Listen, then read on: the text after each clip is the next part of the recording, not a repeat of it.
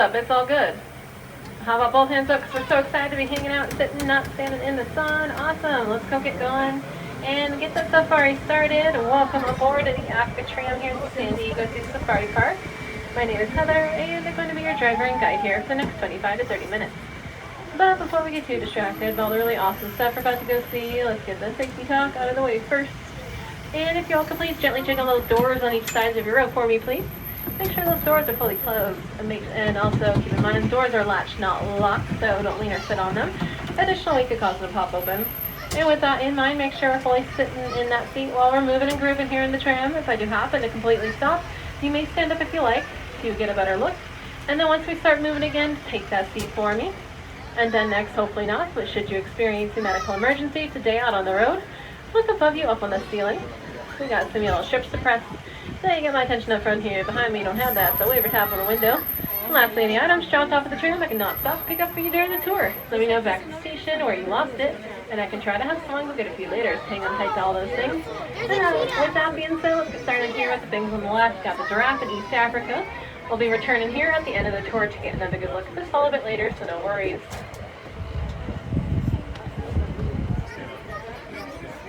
But if you do, go off to the right-hand side, and I'll go by very slowly because grasses are kind of hiding the cheetah right now. But parallel to probably the first couple of rows of the tram right now, we got a cheetah. Have you spotted it? It's probably already spotted you. Make sure we are sitting down, please. You will see it as we pull a little bit more forward, but I need you sitting down back there. Thank you. I'll go by nice and slowly so you can all see that cheetah, which are going to be the fastest land animals. They can reach speeds up to 70 miles per hour. But they can only maintain their top high speed for about 30 seconds or so until they need to start slowing down, get a bit of a rest, let their heart rate lower until they can sprint again. They're going to be that sprinter of the savannah. So while they're prey like a Thompson's gazelle, maybe a bit slower than that cheetah, they can definitely outlast that cheetah in endurance, but they get enough of a head start. Getting started ourselves here on the tram, we're going to be traveling through Africa today and looking at all the wildlife there and their adaptations, and seeing how these adaptations not only help them to better survive, but thrive in their environment. Things like coloration, markings, or sometimes even behaviors. But firstly, by joining us here today at the San Diego Zoo Safari Park, you have now all entered through one of the two front doors of the San Diego Zoo Wildlife Alliance. Other front doors, of course, our sister park, the San Diego Zoo, which is downtown in Balboa Park, about 40 minutes south of here. But here at the Safari Park, we actually opened our doors in 1972 to the public, so just turning that big 5-0 this year, earlier in May of 2022. And we were actually started as a breeding facility for the San Diego Zoo, situated on an expansive 1,800 acres here in the San Pasqual Valley. Half of the acreage is what you see in park around you, and the other half is just outside of the park surrounding us, and that's dedicated to protecting the native habitat for guys like these on the right-hand side. A mule deer, so a native species of deer. Don't worry, they didn't escape or anything, just rather they are break-ins.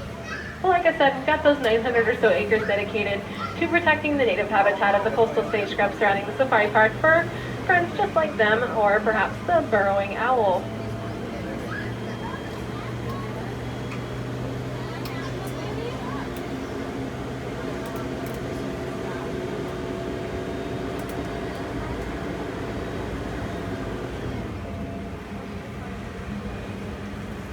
But now, glancing off to the right-hand side still, is going to be the Nikita Khan Rhino Rescue Center. Looks like all the rhinos are being smart, beating the heat in the shade of the shade coverings in the middle of the habitat. And it's a little hard to see, but the rhino that's standing in the back of that group, you can see kind of some darker pieces on her. And that is going to be mud. Rhinos love to wallow in the mud on hot days. It's going to help cool them down, as well as act like a bit of a sunscreen almost as it starts to dry, because rhinos are somewhat prone to sunburn. They don't have a lot of hair on them. It's kind of like the back of our hand. Also, wallowing in the mud, not only is it a lot of fun, keeps you cool, it's actually helping other wildlife in the wild by helping keep natural watering holes, waterways deeper and wider for more water to stay for other wildlife to drink. But the Nikita Khan Rhino Rescue Center here was dedicated back in 2015 when 6 southern white rhino females came over from a reserve in South Africa to be here at the Safari Park in Escondido, California, as part of this project where they are studying their reproductive sciences as well as assisted reproductive techniques. Things like in vitro fertilization and artificial insemination, which is of course going to help out them as a species, but primarily for their very close cousin, the northern white rhino. And that's because only 2 northern white rhinos remain in the entire world. And yes, you heard that correctly, literally only 2.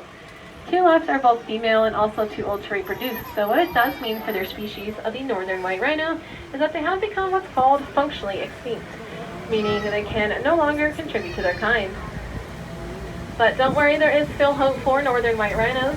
They are working to create embryos of them one day from DNA that's been stored in our frozen zoo. We have DNA from 12 different northern white rhinos, even things like skin cells. They can turn into embryos, which I know sounds a little bit crazy, kind of like Jurassic Park. It totally does. But with the ultimate goal being one day using IVF, which is that embryo transplant process, into these southern white rhinos here at the Nikita Khan Rhino Rescue Center to one day be surrogate mothers for those northern white rhinos to bring them back as a species entirely. So some really amazing work going on here with the rhinos, and I can talk about them all day as they are my favorite. We do only have about a half hour together today and a lot more to see. Like the beautiful savannas up ahead here as we head on in towards the South Africa habitat.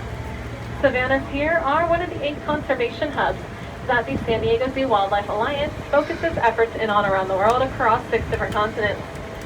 And actually 2 of these 8 hubs we get to journey through today on our tour. The savannas, of course, are driving through it right now, but also what we call the Southwest Hub. We get to visit that because that's actually what we're in right now here in San Diego County. Talk a bit more about the Southwest Hub in just a bit, and conservation stories from that a little later. So for now, why don't we head on into the savannas up ahead and check them out. You may be also able to check out some grubby zebra off to the right-hand side here. Might get a glimpse of those guys. Fingers crossed, if all goes well, we might get a glimpse of some grubby zebra a little bit later in the tour.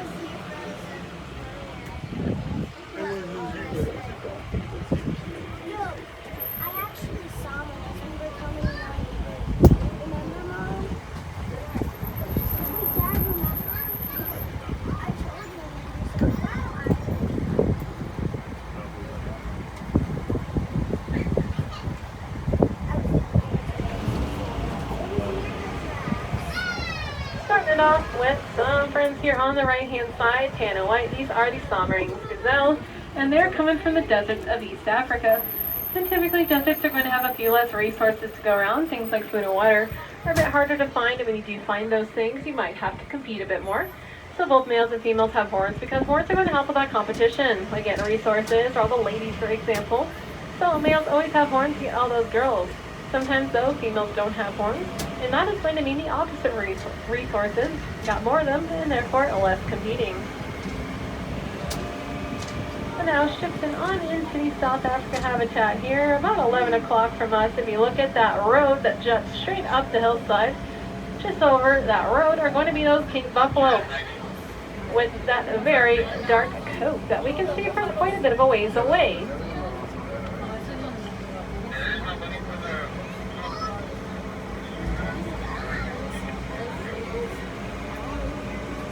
And the dark colored coat of the Cape Buffalo, like I said, you can see it from quite a bit of a ways away, and that's because they're definitely not blending in with their environment, this dark color of them. And it's kind of interesting though, because typically most prey animals on the savannas aren't going to want to blend in with heightened camouflage. But not the Cape Buffalo. They're not so concerned about this blending in business because what they have on their side is a ton of size. You don't want to mess with the Cape Buffalo because they'll probably mess with you back and win. And that's how the Cape Buffalo is going to ward off predators and threats. They use that sheer size to their advantage and do a behavior called mobbing.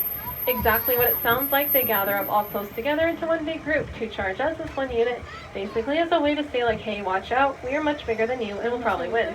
So don't mess with us. But this orange color thing, I got a little bit of a secret going on because yes, to us in our color vision, they're standing out quite a lot. But predators see in a grayscale. So even in a grayscale, Cape Buffalo, no hiding for them. Uganda Cabo, orange and greens almost blend in perfectly together as one shade of that kind of gray-black scale. If you took a photo, let's say, and put a black and white filter on it, same kind of deal. So what the Uganda Cabo does is just kind of lays there, nice and still, almost as if they're like hiding in plain sight. Someone just also stands out quite a bit here on the savannas, really just for their sheer height, are those giraffe, of course. They're really hard to miss when they're standing that 16 to 18 feet tall when fully grown. tallest animals on Earth, of course, by quite a long shot, with their oh-so-long necks that actually have the same amount of vertebrae in them as we humans do. That's 7. As you can imagine, their vertebrae just very big and long. More specifically, in this habitat here, these are the Maasai giraffes. Maasai giraffes are just a little bit darker in coloration, but they're going to be a bit more jagged and irregular in appearance than other giraffe species.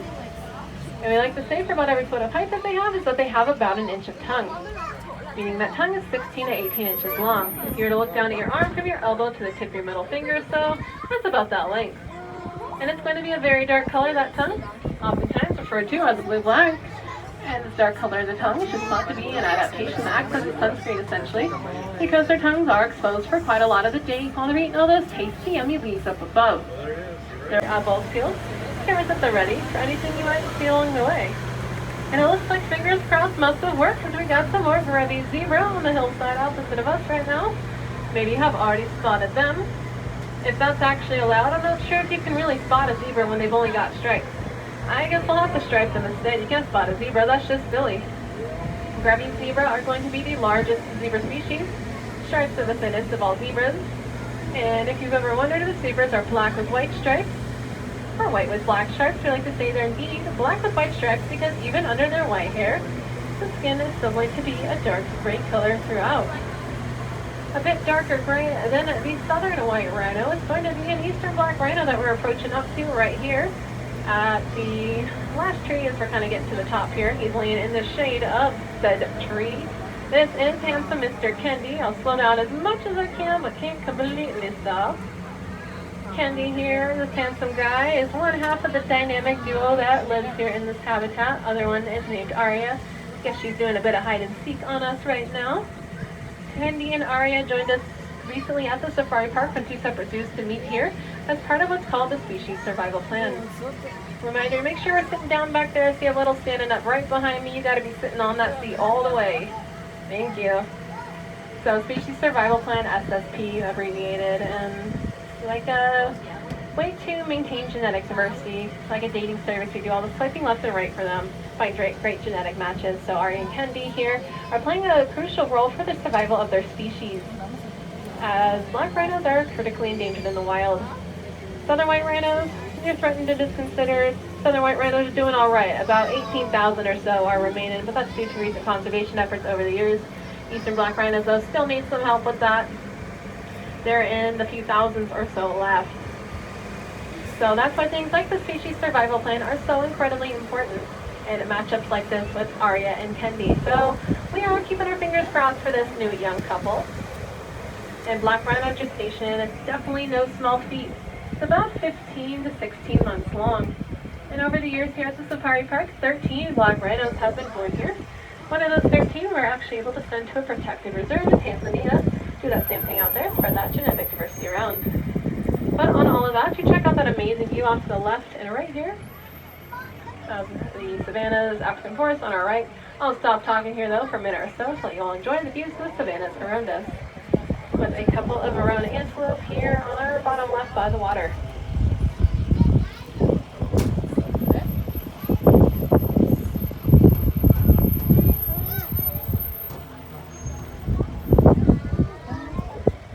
Undeveloped still, making it the second most endangered ecosystem in the United States, just behind the Hawaiian rainforest.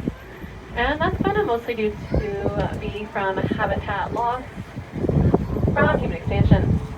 Along with habitat loss, oftentimes, unfortunately, also is going to come loss of species as well. Ones, for example, that are going to be vital in maintaining balanced ecosystems for others. Like vultures and condors, they're considered to be like the cleanup crew or the sanitation workers, as their job is to clear out all the dead and yucky things from bacteria or seeds left over, so it doesn't harm other wildlife. And in theory, let's say if this important cleanup crew of vultures or condors were to all go away, as could everything else potentially. And that almost did happen to the California condors, for example, back in the 1980s, due to a lot of that habitat loss and some lead poisoning as well. Only 22 California condors remained in the region. They were on the brink of extinction. So the safari park decided to do something about that for the California condors within the southwest region here, and help them out by getting government permission to bring in the remaining ones from the wild to a breeding program here at the park. still goes on to this day to a lot of success because remember, well, if you help out that cleanup crew, it helps out everyone else as well. And they have been able to raise their numbers of the California condor just from those 30-some years ago to over 500 today. Many of these they have been able to release back into the wild. And you can see some of the California condors here up at what's called Condor Ridge. Head on up there if you have the chance and check them out. They are absolutely magnificent birds, massive as well, as they have a wingspan that spans roughly wider than the width of our tram, at about 9 feet wide. Staying on the topic of some large things here, we got the big dudes of Cape Buffalo a little bit closer to us as we arrive back into the savannas of South Africa. And now that they are a bit closer to us, I want to point out something on them, which is going to be their horn shape. See how their horns are a bit shorter and they curve upright? That's the horn shape that you'll see on a more highly migratory species like them or a wildebeest, for example. Also migrating around. Horn shape curving upright like that is going to help prevent injuries from occurring when they're doing behaviors such as migrating in northern Cape Buffalo's case, mobbing. When it pick too fun, if you're just like trying to do your thing and you get your sides and your eyeballs poked out by your neighbor next to you.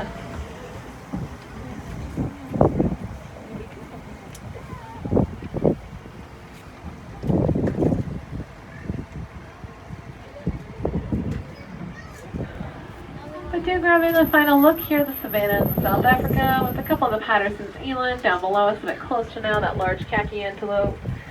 So looks like one springbok or so hanging out here, but hanging out on the right hand side, pulling up a little further, you might see some of the Ankoli cattle. They're hard to miss with those absolutely massive horns. Tip to tip, those horns can reach upwards of 6 foot wide. So that's like the one bench that you're sitting on right now, 4 seats put together. So most of them would just barely fit on board the tram with us. But I have a feeling they wouldn't be the best of paths. And do grab in a last look of all this as we're heading on out of this section and back into the East African savannas where our journey began. And as we have traveled throughout our journey here today on the tram, start to finish, in total we cover about 2.5 miles. And that's encompassing 250 acres or so of the open African savanna habitat. All this amazing open land that we see around us here at the park is all the idea of Dr. Charles Schroeder. He was a bit of a visionary, as some say, a guy ahead of his time, back in the 1960s, and he was the San Diego Zoo's president. And he had this fantastic idea to start a place with all the open land for animals to roam freely on, as well as being able to coexist with other species, like they would out in the wild. Thought an environment set up like this would be good for breeding. That's why the park was originally started and formed. It was to solely be that breeding facility for the San Diego Zoo, and it is still to this day a breeding facility, now with the focus shifting a bit more towards conservation projects and things like the species survival plan, for example, like I mentioned earlier with the black rhinos. Anyways, back on track here, right on his idea that he had in a lot of respects, Dr. Schroeder, as for example, the safari park here has been the most successful in southern white rhino births out of anywhere in the world, with over 100 southern white rhinos born here in the last 50 years. 104 of them to be exact. And the reason for all that success is thought to be attributed to the big open savannas habitats here, as there is ample room for them to live in larger social groups like they would out in the wild, that's precisely what makes social rhinos. Compared to, let's say, the eastern black rhinos, they're a bit more solitary. That's just kind of how they do. Southern white rhinos like to do in bigger groups. Larger groups, the females are going to feel safe and more comfortable. Their bodies can then go into estrus, being able to get pregnant and have those cute little rhino babies, which has been evident with all the success that has been seen here at the safari park with the southern white rhino. But hey, enough all this rhino talk. As I mentioned earlier, I can go on about them all day as they are my favorite. So hey everyone, welcome to the rhino tour. But we got these giraffes now to check out as we arrive back in East Africa, towering above the rest as they tend to do. You may notice, look right in the center of those few that are standing up. Got little guy that's not quite towering above the rest yet. That's because he's only 5 days old, born on Monday. So soon to tower above the rest, but even for birth, giraffes definitely tower above a lot of us humans. They're about 6 foot tall when they're first born. They're going to have to be tall enough to nurse from mom, of course, because mom's legs alone are about 6 foot long. However, though, baby also has that drop from mom down to the ground, about 6 foot. Because giraffes do most things standing up, like giving birth or sleeping. The little ones tend to lay down a bit more of an adult giraffe laying down or tall, but standing up, they're definitely towering above the rest all out here on the savannas, and that's actually what a group of giraffe is called, is a tower in fact. And it's because oftentimes they are referred to as the watchtowers of the savannah. They have amazing eyesight. They can see someone moving around up to over a mile away.